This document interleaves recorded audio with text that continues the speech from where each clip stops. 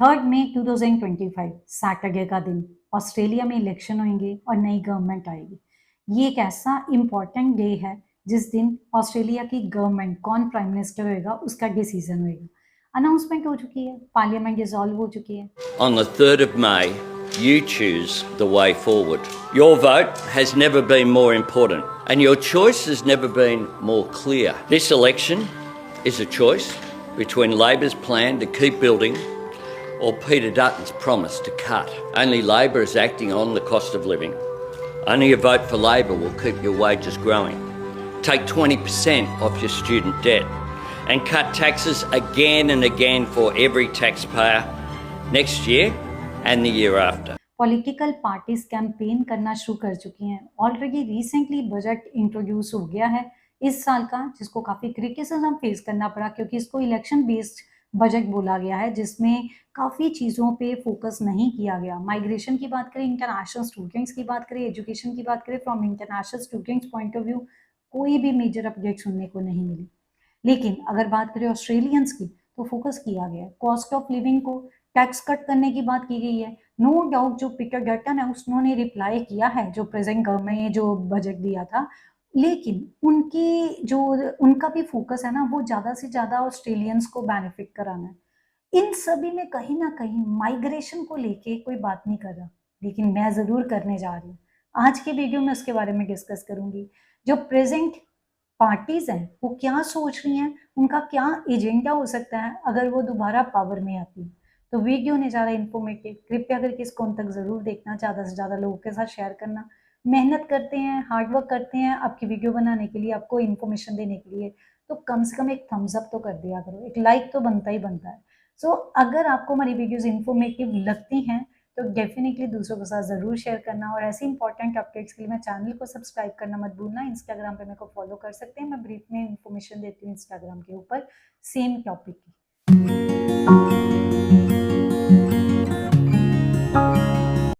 शुरुआत करते हैं लेबर पार्टी से।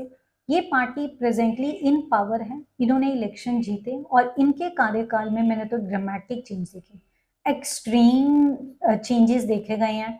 जो सबसे पहले जब ये पावर में आए बहुत ज़्यादा पॉजिटिव थे। उस टाइम पे बॉर्डर भी क्लोज रहे हैं काफ़ी देर तक, और उसके जब खुले तो बढ़ के वीज़ास मिले, इवन वीक प्रोफाइल्स को भी वीज़ा मिला। स्टूडेंट्स वहाँ पे गए तो उन्होंने अपने कॉलेजेस भी बढ़ के चेंज करवाए। उसके बाद जो लोग विजिटर पे गए, जिन्होंने वहाँ पे जाके स्टडी परमिट डाला, वो भी हुआ। काफ़ी लोगों को पीआर में भी फैसिलिटेट किया गया, जिनकी बहुत सालों से अड़ी हुई थी। मैंने ऐसे एप्लीकेंट्स भी देखे हैं जिनको पीआर भी मिल गया। लेकिन हर एक कहते हैं ना कि एक सिचुएशन की, हर एक का क्लाइमेक्स होता है, या हर एक पीक के बाद डाउनफॉल आती है। Same was the case. काफ़ी उसके बाद स्ट्रिक्टनेस शुरू हो गई, तो इस टाइम पे भी स्ट्रिक्टनेस उतनी ही है। जो हम देख रहे हैं कितना स्क्रूटिनाइज हो रहा है स्टूडेंट्स के लिए, कितना चैलेंजिंग है। विजिटर वीज़ा वाले वहाँ पर जाके कन्वर्ट नहीं करवा सकते। जो स्टूडेंट्स हम अपना कॉलेज या यूनिवर्सिटी जहाँ पढ़ने गए हैं वहीं पढ़े, उसको चेंज करवाएंगे तो उनके लिए प्रॉब्लम होगी। तो उनके लिए भी टाइम आ गया, कितने टाइम के पहले वो चेंज नहीं करवा सकते। लेकिन अगर चेंज करवाते हैं आगे फर्दर जो वीज़ा अप्लाई करेंगे, क्वेश्चंस तो होने ही होने हैं। तो प्रोसेसिंग टाइम भी कम मुसीबतों से नहीं रहा। Means processing time last year इतना ज़्यादा था कि स्टूडेंट्स बहुत ज़्यादा डिसअपॉइंटेड थे, उनको 6-6 महीने तक वेट करना पड़ा। नो डाउट अभी ये कम हो गया है, अभी डिसीजंस आ रहे हैं, काफ़ी पॉजिटिव वेव चल रही है when it comes to visa decisions. लेकिन पिछले साल काफ़ी नेगेटिव भी रहा। तभी बोला कि इस टाइम पे मैंने बहुत ड्रामेटिक चेंजेस देखे हैं। सबसे पहले अगर माइग्रेशन की बात करें, इस टाइम पे इनका जो प्रेजेंट गवर्नमेंट, एल्बनीज गवर्नमेंट है, इन्होंने 1,85,000 माइग्रेंट्स का नंबर डिसाइड किया है, और ये पहले से कम है। इसी के साथ नेट ओवरसीज माइग्रेशन को भी कम करने की बात की, और लिटरली की भी है, नजर भी आया है फैक्ट फिगर से। नेट ओवरसीज माइग्रेशन मतलब कितने लोग अराइव कर रहे हैं ऑस्ट्रेलिया में, कितने जा रहे हैं। तो उसका जो नेट रहता है ना, माइनस करके जितना भी आता है, उसमें अगर देखा जाए, मैंने इसके ऊपर ऑलरेडी वीडियो भी बनाया था, चेंज नजर आया। बिजनेस इन्वेस्टर वीजा इन्होंने पॉज लगा दिया, उस पर बहुत ज़्यादा लाइक वर्क नहीं हो रहा, तो पॉज लगा हुआ है। अब इसको ये गवर्नमेंट प्रेफर नहीं कर रही, क्योंकि इनको लगता है कहीं ना कहीं इसका मिसयूज हो रहा है।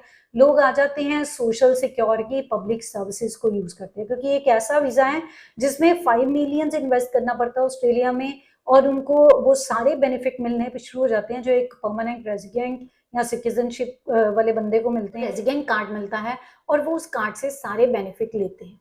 तो इस कारण इस गवर्नमेंट ने इसको पॉज किया। No doubt housing crisis major issue रहा है और हमेशा ब्लेम गया इंटरनेशनल स्टूडेंट्स को। अब सिर्फ इंटरनेशनल स्टूडेंट्स चाहे उसके ऊपर काफी सर्वे भी हुआ, ये चीज सामने भी है कि इंटरनेशनल स्टूडेंट्स ओनली रिस्पॉन्सिबल नहीं है, फिर भी इंटरनेशनल स्टूडेंट्स के ऊपर क्वेश्चंस किए गए, उनको ही डाउट में रखा गया व्हेन इट कम्स टू जो हाउसेस की अवेलेबिलिटी है। सो उसको भी और कंस्ट्रक्ट करवाना है, कहीं ना कहीं इसके ऊपर बात चल रही है। अभी इस पे वर्क बहुत होना बाकी है। नाम की बात करें, काफी वीजास के नाम चेंज हुए हैं। अभी जो पोस्ट स्टडी वर्क के लिए अप्लाई करते हैं स्टूडेंट्स, तो उनके वीजास का नाम भी चेंज हुआ। इनकम थ्रेशोल्ड इंक्रीज हो गया था और इंक्रीज होने भी जा रहा है। जो पहले इंक्रीज हुआ, तो पहले एकदम से इंक्रीज हुआ, अभी थोड़ा सा इंक्रीज होएगा। जैसे कोर स्किल्ड वाले हैं, 1 जुलाई 2025 जो कि ऑस्ट्रेलिया का फाइनेंशियल ईयर होता है, इन्फ्लेशन को ध्यान में रखते हुए अभी इनका जो इनकम थ्रेशोल्ड चल रहा है दैट इज 73,150 और ये इंक्रीज होके 76,515 हो जाए। सेम गोज फॉर जो स्पेशली स्किल वाले हैं, 1,35,000 से बढ़ के 1,41,210 हो जाएगा। तो ये तो चलो इट्स ओके कि इन्फ्लेशन को ध्यान में रख के इन्होंने बनाया है। इसी के साथ जो और भी काफी चेंजेस हुए हैं दैट इज प्रोसेसिंग टाइम को लेके। प्रोसेसिंग टाइम जो इस टाइम पे है वो नॉर्मल है, लेकिन लास्ट ईयर बहुत ज्यादा लग रहा था। अभी गवर्नमेंट की वेबसाइट शो कर रही है स्किल्ड वीजाज के लिए 61 डेज, और जो स्टूडेंट वीजा है 30 डेज है, विजिटर वीजा है, वर्क हॉलिडे मेकर वीजा हो तो सेम डे रिजल्ट आने की बात है, 1 डे में हो रहा है। आने वाले टाइम में जो ये इमिग्रेशन प्लानिंग करते हैं ना, माइग्रेशन का जो प्लान होता है, कितना नंबर ऑफ पीपल बुलाएंगे ये वो PR TR, उसको ये भी 12 मंथ्स के साइकिल में करते हैं और ये मल्टी ईयर करने का प्लान करें, मतलब 4 ईयर्स का, जैसे कि कनाडा में होता है। तो ये काफी चेंजेस एक्सपेक्ट कर रहे हैं। एक और चीज बताऊं, इस गवर्नमेंट के कार्यकाल में बहुत ज्यादा स्टूडेंट का जो एम्बेसी फी है वो इंक्रीज हुआ, 710 से सीधा 1600 हो गया। इसी के साथ अगर ऑस्ट्रेलिया में कोई सिटीजनशिप लेता है, पासपोर्ट लेता है, जो उसका फी होता है वो भी अगर कंपेयर किया जाए अदर कंट्री से बहुत ज्यादा है। सो काफी माइग्रेशन को लेके चेंजेस हुए। अब बात करते हैं दूसरी गवर्नमेंट की। ये स्ट्रॉन्ग ओपोनेंट्स हैं और लेबर पार्टी के लिए चैलेंज कर रहे हैं। सो इनका है कोलिशन पार्टी, लीड कर रहे हैं पीटर डटन। इन्होंने काफी स्टेटमेंट्स दिए हैं पिछले कुछ महीनों से माइग्रेशन को लेके, ये और ज्यादा स्ट्रिक्ट हैं as compare to Albanese government. यहाँ पर इन्होंने माइग्रेशन का जो नंबर है उसको 185,000 जो प्रेजेंटली है उसको कम करके 140,000 करने की बात की। इसी के साथ नेट ओवरसीज माइग्रेशन को और ज्यादा कम करने की बात की है, काफी स्ट्रिक्ट है।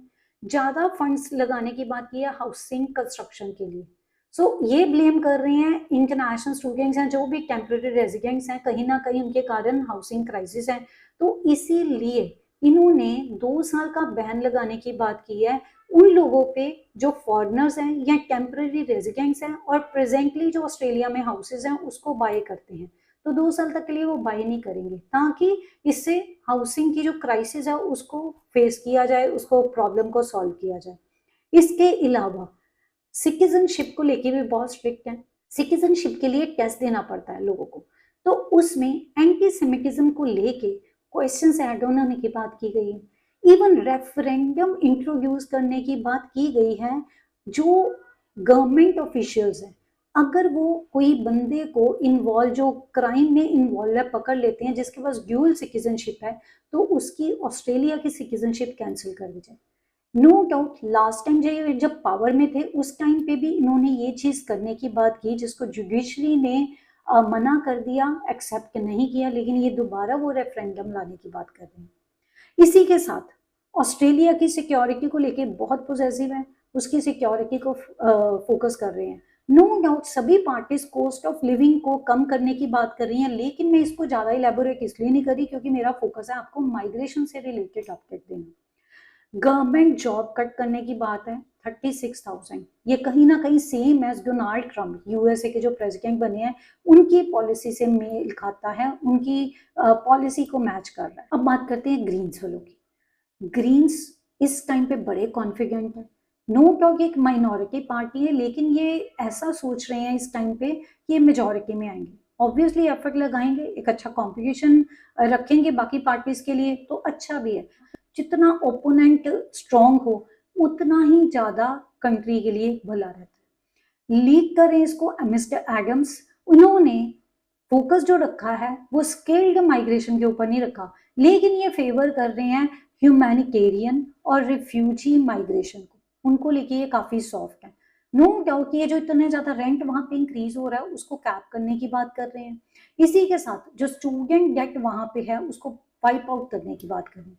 एक चीज बता दूं, अगर इनकेस ये खुद पावर में नहीं आते और इनकेस बाकी दो पार्टीज भी पूरी सीट्स नहीं लेती, क्योंकि 151 इलेक्ट्रेट होती हैं, उसमें 76 लेना बहुत जरूरी है अगर मेजोरिटी की गवर्नमेंट बनानी है।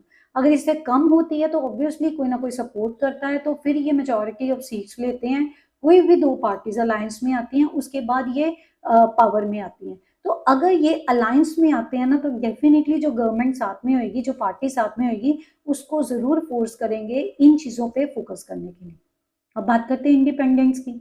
जो इंडिपेंडेंस है इनकी खुद की तो अपनी कोई पार्टी नहीं होती, लेकिन ये गवर्नमेंट की पॉलिसीज को सपोर्ट करते हैं, उसको रिव्यू करते हैं, अपना ओपिनियन देते हैं, कहीं ना कहीं इनका रोल पार्लियामेंट में रहता है। डिबेट में पार्टिसिपेट करते हैं, जो भी पार्लियामेंट में किसी बिल को लेके किसी चीज को लेके होती है, ये क्रॉस बेंच पे बैठते हैं। लेकिन इनका अगर माइग्रेशन के पॉइंट ऑफ व्यू से इनका व्यू देखा जाए ना, तो ये स्किल्ड माइग्रेशन को फेवर कर रहे हैं।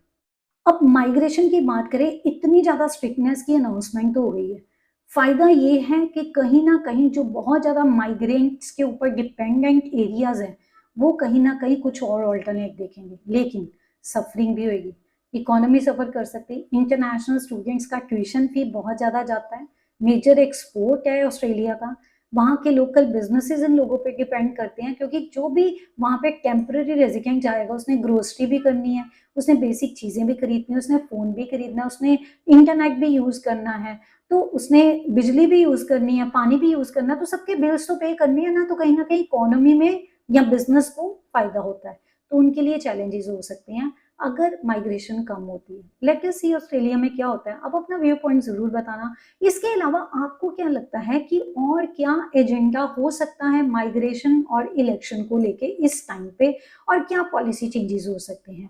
और अगर आप इनसाइड ऑस्ट्रेलिया हो तो आपको क्या लग रहा है कि ये मीडिया हाइप हो रहा है या कुछ रियलिटी में वहां की जो पार्टीज हैं माइग्रेशन को लेके बहुत ज्यादा स्ट्रिक्ट हैं? अपने व्यूज कमेंट में जरूर लिखना। अगर आपको वीडियो इन्फॉर्मेटिव लगी है तो प्लीज लाइक जरूर करना। मेरा अगला वीडियो किसी और इम्पोर्टेंट अपडेट के ऊपर होने जा रहा है, तब तक के लिए stay informed and stay vigilant.